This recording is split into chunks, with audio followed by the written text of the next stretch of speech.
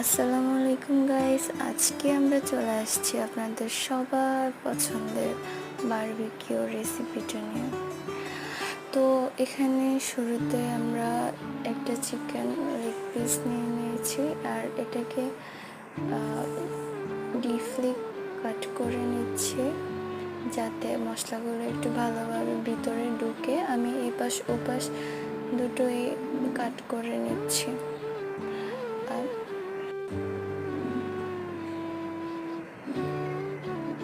দেখুন, খুব ভালোভাবে কাট করে নিতে হবে, এতে আপনাদের ভিতরটা ভালোভাবে হবে। এখানে আমি কিছু পানি নিয়ে নিয়েছি, এর সাথে 1 টেবিল স্পুন লবণ, 2 টেবিল স্পুন ভিনেগার নিয়ে ভালোভাবে মিশিয়ে নিলাম।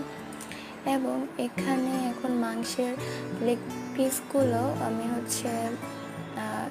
ভিজিয়ে রাখবো কিছুক্ষণ, 10 মিনিটের মতো এটা রেখে দিব। তারপর 10 মিনিট পর এটাকে নিয়ে নিচ্ছি এখান থেকে।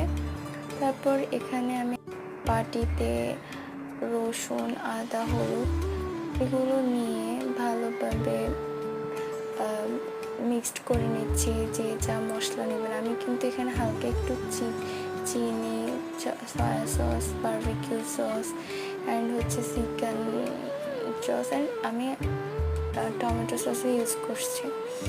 এরপর ক্রমেন আর স্বাদের জন্য কিছু লবণ এবং পানি অ্যাড করে মশলাগুলোকে মিশিয়ে নিলাম।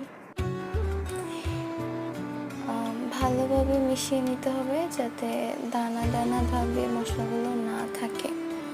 তারপর এখানে ওই মাংসের পিসগুলোর উপরে মশলাগুলো আমি ঢেলে দিলাম। এরপর এটাকে ভালোভাবে মিক্স করতে হবে।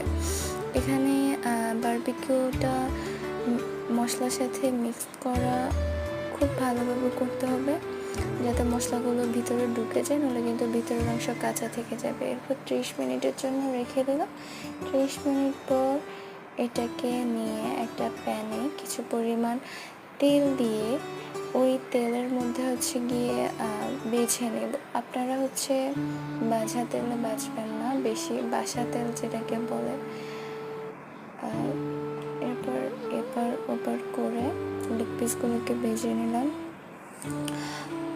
আবার এপিট করে কিছুক্ষণ, ওপিট করে কিছুক্ষণ, আপনারা নিজেই যে পরিমাণ ভাজি পছন্দ করেন ওইভাবে ভেজে নেবেন। তো আমি এপাশ ওপাশ করে ভেজে নিছি and ready. This is my favourite barbecue.